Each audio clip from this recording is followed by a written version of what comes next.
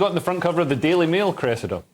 Minister, immoral to threaten jail over licence fee. So this is about the BBC licence fee, Leo's favourite topic. It's going up by a tenner, which isn't as much as they would have liked. Apparently that's only 6.7%. They wanted 10%, but it's going up. So it's going to be about 100. I think the BBC ideally would like us to give all our salary to the BBC. I haven't seen that. Maybe that was in the Express. But you're probably right. I don't know. And the big thing is that it's a sexist policy, because apparently 70% of people that go to prison for not paying their licence fee are ladies. Yeah. So, you know, we can't have that, can we? Apparently that's because women are in when they come round and knock on the door.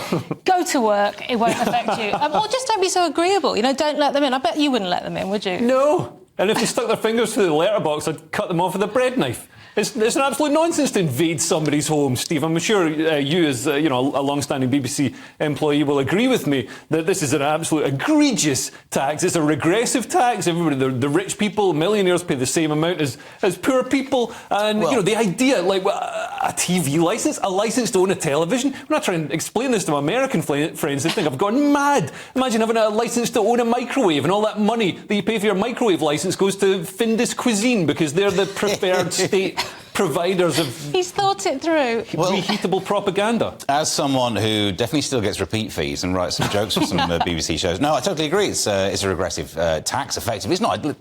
Calling it a tax is... You don't have to call it a tax to insult it. It's regressive. Yeah. And even Michael Gray, who's in charge of Ofcom now, calls it regressive, says we need a discussion. So we will have a discussion. To bring a whiff of balance, it would be, this is the BBC's agreement. It's not like, oh, they want an extra 10 quid. The agreement was freeze it for 2 years and then link it to inflation thereafter. And to be fair, the BBC have come up with some stupid agreements in the past. World Service used to be funded by the Ministry of Defence, and that became something the BBC pays for. The BBC, when they negotiated the thing about the over-75s, idiots. The government used to pay for the free TV licence for the over-75s. The BBC agreed to pay for it for its last couple of years. Yeah. So it just got blamed on the BBC. They're cancelling the free... Fools! So they sort of talked themselves into a corner there. Yeah. And the World Service was, it was the one bit of the BBC that I agree with. It projects British values around the world, whereas the BBC in this country seems to project other people's values into Britain. Although it's not replacement. The thing that goes along with it now is BBC World, and that's the channel. No, we'll talk about it later, but that's the channel where the newsreader did what you did. So that's the values that we're sending across the world right now. Is take a look at this. It's fingers. Yeah.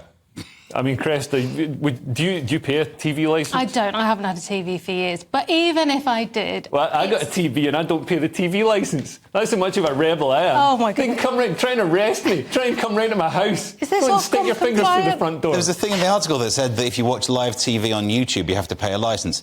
Good luck working that one. There's no detector van that can spot that. What are you doing?